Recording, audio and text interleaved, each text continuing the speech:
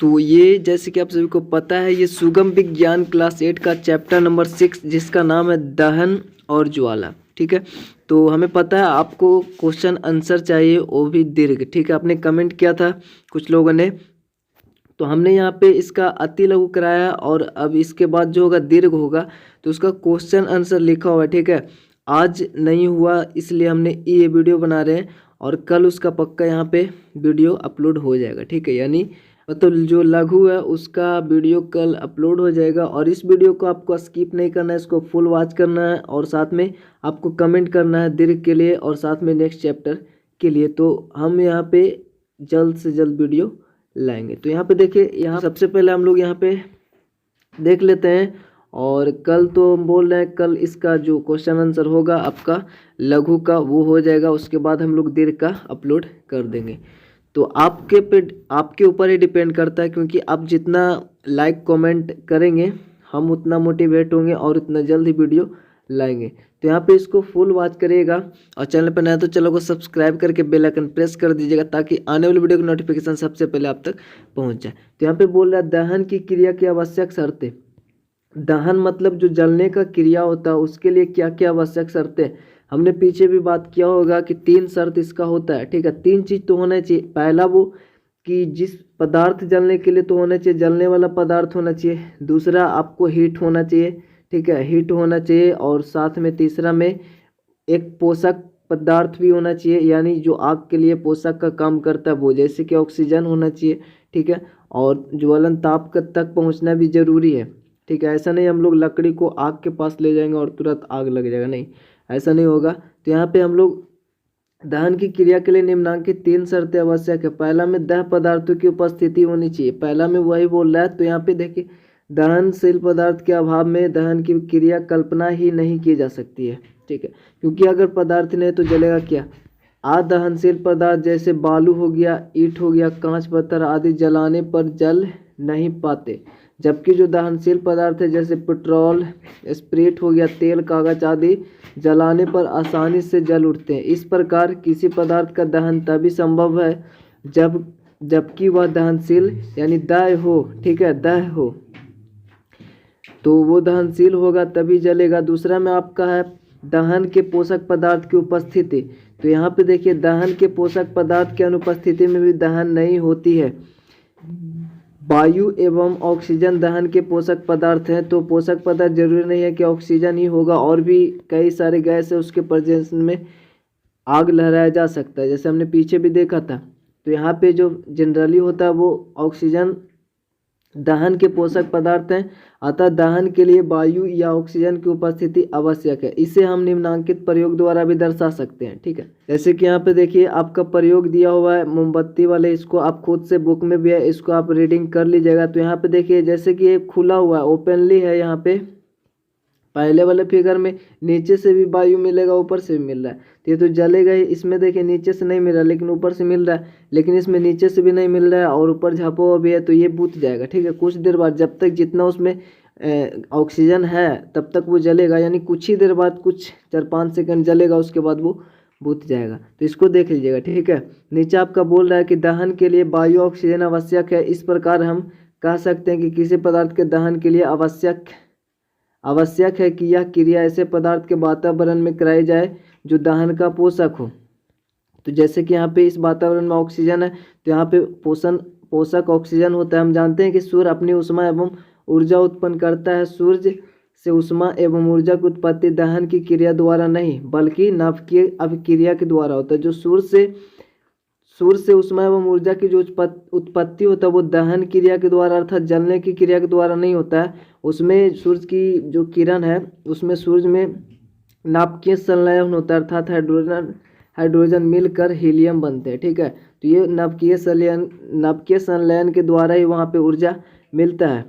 ठीक है, तो द्वारा होती है। आप नाभिकीय अभिक्रिया के संबंध में ज्ञान उच्चतर वर्गों में प्राप्त करेंगे, अगले क्लासों में करेंगे। यहाँ पे देखिए लकड़ी अथवा चारकोल का एक जलता हुआ तेल, यहाँ भी उसी प्रकार से ऑक्सीजन की उपस्थिति में यहाँ पे आग जलता है, ऐसा यहाँ पे प्रयोग है। तो इसको भी आप देख लीजिएगा। ठीक है, तो यहाँ पे जो लकड़ी है चारकोल, इसको जलाएगा, फिर यहाँ पे देखिए यहाँ पे रख दिया, फिर ऊपर से ढक दिया जाएगा, तो ये बुझ जाएगा, ठीक है, कुछ देर बाद बुझ जाएगा। तीसरा आपका जो है शर्त है वो है तीसरा ज्वलन ताप की प्राप्ति। कोई भी पदार्थ हो, कोई भी वस्तु हो, तो वो जब तक ज्वलन ताप नहीं मतलब ज्वलन ताप तक नहीं पहुंचेगा तब तक वो जलेगा ही नहीं, ठीक है। जैसे सपोज अगर मोटा लकड़ी है उसको हम आग के पास ऐसे ले जाएंगे तो तुरंत नहीं जलेगा जब तक वो ज्वलन ताप तक नहीं पहुंचेगा। तो यहाँ पे देखिए कि कोई पदार्थ तब तक नहीं जलता है जब तक कि वह ज्वलन ताप प्राप्त नहीं कर लेता। इसे दर्शाने के लिए हम निम्नलिखित प्रयोग कर सकते हैं। इसको हम लोग देख लेते हैं कि एक चम्मच में थोड़ा मोम लेकर गर्म करें। आप देखेंगे कि मोम पिघलता है परंतु आग नहीं पकड़ता। तो चम्मच में अगर मोम को हम लोग इस प्रकार से गर्म करेंगे तो वो पिघलेगा ही, जलेगा नहीं। मोम आग तभी पकड़ता है जबकि वह वाष्पित होता है। तो जैसे कि हम मोम इस प्रकार से होता है और ऊपर एक तागा टाइप से होता है ना, तो ये तभी जलता है जैसे कि हम इसको जलाएं तो ये वाष्पित होता है मोम, ठीक है, उससे, और ये वाष्पित होकर ऊपर चढ़ता है और ये जलता हुआ रहता है, ठीक है। और यही आपका एक इस प्रकार से ऊपर में एक क्षेत्र बना हुआ रहता है जिसको हम लोग ज्वाला कहते हैं। तो यहाँ पे देखिए आग नहीं वाष्पित होता है परंतु किसी ज्वाला से मोमबत्ती जलने पर यह लगभग शीघ्र ही जलना पर आरंभ कर देता है। जब उसको मोमबत्ती को हम लोग जलाते हैं तो वो तुरंत ही जलना आरंभ कर देती है। जलती हुई मोमबत्ती को देखने पर इसका कारण स्पष्ट होता है। ध्यान से देखने पर आप पाएंगे कि जलती हुई मोमबत्ती के पास मोम तेजी से पिघलता है और कुछ पिघला मोमबत्ती के साथ साथ ऊपर की ओर चढ़ता है। वो जो वाष्पित हुआ ऊपर की ओर चढ़ता है, ऊपर जाकर पिघला मोम ज्वाला की गर्मी पाकर वाष्पित हो जाता है। इसके बाद वाष्प जलते हैं। चूँकि पिघला मोम लगातार ऊपर चढ़ता रहता है और वाष्पित होते रहता है। ये वाष्प जलकर मोमबत्ती की ज्वाला बनाए रखते हैं। यही वाष्प जो है और वो चढ़ता रहता है, ठीक है, तो लगातार वहाँ पे ज्वाला इस प्रकार से बना हुआ रहता है। तो इस प्रयोग से स्पष्ट होता है कि कोई पदार्थ तब तक नहीं जलता है जब तक कि वह ज्वलन ताप प्राप्त नहीं कर लेता है। ज्वलन ताप देखिए सभी पदार्थ एक ही ताप पर जलना शुरू नहीं करते हैं बल्कि अलग अलग पदार्थ का अलग अलग ताप पर जलते हैं। मतलब अलग अलग पदार्थ अलग अलग ताप पे जलते हैं। जैसे कि अगर हम लोग लकड़ी को जला रहे हैं या फिर कोई और गुण वाले पदार्थ को जला रहे हैं तो सभी का डिफरेंट ताप होगा, ज्वलन ताप होगा, ठीक है। तो यहाँ पे आगे और देखते हैं जलते हैं वह।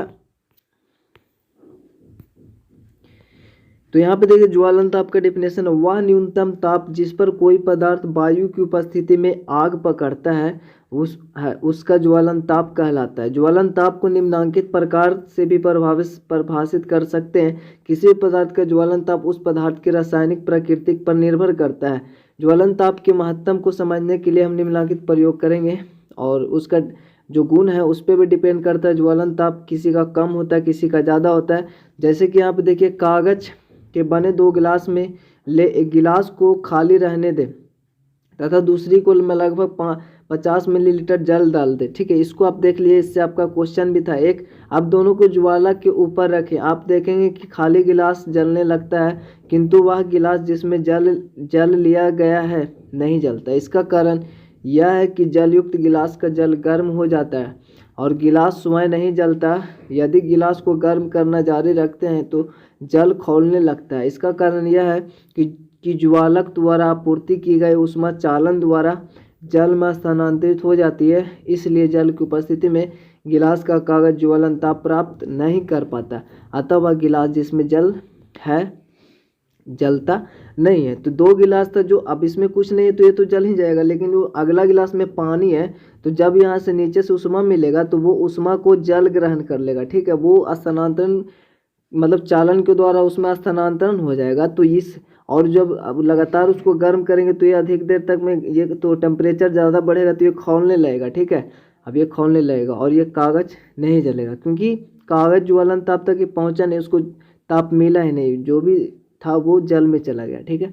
तो इस प्रकार तो यहाँ पे जैसे कि फिगर है, एक में खाली है एक में जल है, ठीक है। इस प्रकार स्पष्ट होता है कि पदार्थ ज्वलन ताप पर ही आग पकड़ता है। किसी पदार्थ का ज्वलन ताप जितना ही कम होता है वह उतना ही सुगमता से आग पकड़ लेता है। उदाहरण के लिए पेट्रोल का ज्वलन ताप केरोसिन से कम होता है, केरोसिन से भी कम होता है पेट्रोल का। वो केरोसिन की अपेक्षा वो जल्दी पेट्रोल अधिक मतलब कम समय में जल जाता है, अतः यह केरोसिन की अपेक्षा अधिक सुगमता से वाष्पित होकर आग पकड़ लेता है। इसी कारण से पेट्रोल का उपयोग अंगीठी में नहीं करते। उच्च ज्वलन ताप के कारण केरोसिन उच्च ताप पर वाष्पित होकर आग पकड़ता है। मीथेन एवं दूसरी हाइड्रोकार्बन गैसों का ज्वलन ताप कम होता है। वे पदार्थ जिनका ज्वलन ताप कम होता है तथा जो सुगमतापूर्वक से एक ज्वाला के साथ आग पकड़ते हैं, ज्वलनशील पदार्थ कहलाते हैं। यानी ऐसे पदार्थ को हम लोग ज्वलनशील पदार्थ बोलेंगे जो आसानी से सुगमतापूर्वक ज्वाला के साथ जलते हैं। ठीक है, पेट्रोल, अल्कोहल, द्रवीभूत पेट्रोलियम गैस आदि ज्वलनशील पदार्थ है। अल्कोहल भी आराम से आपका जल जाता है। और अब हम लोग देखेंगे यहाँ पे वही थोड़ा सा ऊपर में है कि अब हम निम्नलिखित तथ्यों की व्याख्या आसानी से समझ सकते हैं। जल द्वारा आग क्यों बुझाया जाता है? तो यहाँ पे देखिए, जलने वाले पदार्थ के ऊपर जल डालने पर जल पदार्थ की ऊष्मा को अवशोषित कर लेता है। यहाँ हमने प्रयोग में भी देखा है। फलतः दाह पदार्थ ज्वलन ताप के नीचे के ताप तक ठंडा हो जाता है तथा जलवाष्प दाह पदार्थ को चारों ओर से घेरकर वायु की आपूर्ति को रोक देता है। जहाँ पे आग जल रहा है तो उसमें पानी डालेंगे तो जलवाष्प तो बनेगा ही, जल वाले, तो वो उसको घेर लेता है। ठीक है, तो जो बाहर से वायु का संपर्क होता है उससे टूट जाता है और उस प्रकार से वहाँ पे आग बुझ जाता है। तो यहाँ पे जलवाष्प दाह पदार्थ को चारों ओर से घेर वायु की आपूर्ति रोक देता है, दाह पदार्थ जलना बंद कर देता है। सेकंड नंबर में आपका है कि ज्वाला में जलाने पर लकड़ी का एक बोटा जलना आरंभ करने में अपनी छिलनों की अपेक्षा अधिक समय क्यों लेता है? तो जो एक बोटा होता है वो काफ़ी मोटा होगा, उसका परिणाम, उसका जो भी सब कुछ ज़्यादा होगा, लेकिन जो आपका छिलना होगा उसका आयतन वगैरह सभी कुछ कम होगा। ठीक है ना, वजन वगैरह सब कम होगा। तो ये भी कारण है। लकड़ी के बोटा का विशाल परिणाम होता है, अतः इसे जब ज्वालक से गर्म करते हैं तो बोटा द्वारा प्राप्त ऊष्मा इसके परिणाम में छितरा जाती है। फलतः बोटा ज्वलन ताप प्राप्त करने में काफ़ी समय लगाता है। दूसरी ओर जो लकड़ी के छिलनों का परिणाम है वो कम होता है तथा वे शीघ्रता से ज्वलन ताप प्राप्त कर लेती है। यही कारण है कि लकड़ी के बोटे अपनी छिलनों की अपेक्षा जलना आरंभ करने में अधिक समय लेता है। तीसरा आपका है कि क्या माचिस की तीली कमरे के ताप पर स्वतः जल सकती है या किस प्रकार जलती है? स्वतः तो नहीं जल सकती है, क्योंकि देखिए माचिस की तीली कमरे के ताप पर आग नहीं पकड़ती, क्योंकि इसका ज्वलन ताप कमरे के ताप से अधिक है। यानी ज्वलन ताप इसको जितना चाहिए ताप वो कमरे के ताप से मतलब अधिक है उसका ज्वलन ताप। ठीक है, तो कुछ ऐसे पदार्थ हैं जो कमरे के ताप पे भी चल जाते हैं। ठीक है, तो माचिस की तीली को माचिस के पार्श्व पर यानी जो उसका ऊपरे में आपका जो होता है उस पर रगड़ने से घर्षण के फलस्वरूप उत्पन्न ऊष्मा, घर्षण से ऊष्मा उत्पन्न होता है, तो उसी को अवशोषित करके तीली ज्वलन ताप प्राप्त कर लेती है तथा जलना आरंभ कर देती है। और चौथा में आपका क्या कागज के टुकड़े के निकट जलती हुई माचिस की तीली ले जाने पर वह जलने लगता है? तो हाँ, वो जलेगा।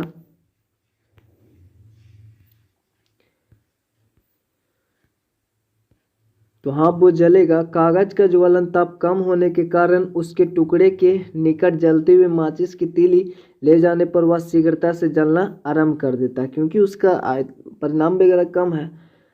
पांचवा में लकड़ी या कोयले में ज्वलन आरंभ कराने के लिए आपको कागज या केरोसिन का उपयोग क्यों करना पड़ता है? तो यहाँ पे देखिए, लकड़ी या कोयले में ज्वलन आरंभ कराने के लिए सर्वप्रथम जलती हुई माचिस की तीली को कागज या केरोसिन के निकट ले जाते हैं। कागज या केरोसिन आसानी से आग पकड़ लेते हैं क्योंकि उनका ज्वलन ताप अपेक्षाकृत कम होता है। कागज या लकड़ी में उत्पन्न आग की ज्वाला से प्राप्त ऊष्मा को अवशोषित कर लकड़ी या कोयला ज्वलन ताप प्राप्त कर जलना आरंभ कर देता है। तो ये तो आप करते भी होंगे, कुछ बड़े चीज़ को जलाने के लिए तेल वगैरह का यूज या फिर छोटा छोटा कागज पुलतेन वगैरह का यूज करते होंगे। यहाँ पे 6 नंबर में आपका, क्या आपने जंगल की आग से संबंध में सुना है? तो यहाँ पे कभी कभी ऐसा होता है गर्मी के मौसम में जंगलों में आग लग जाते हैं। ठीक है, देखिए यहाँ पे क्या बोल रहा है कि ग्रीष्म ऋतु की अत्यधिक उष्णता तथा बिजली गिरने की उपस्थिति में जंगल के कुछ स्थानों में शुष्क घास आग पकड़ लेते हैं। यहाँ पे फिगर आपका था जला हुआ जंगल का। तो वहाँ पे हमने देखा आग पकड़ लेते हैं, आग से आग वृक्ष में फैल जाती है तथा शीघ्र ही संपूर्ण जंगल आग की चपेट में आ जाता है।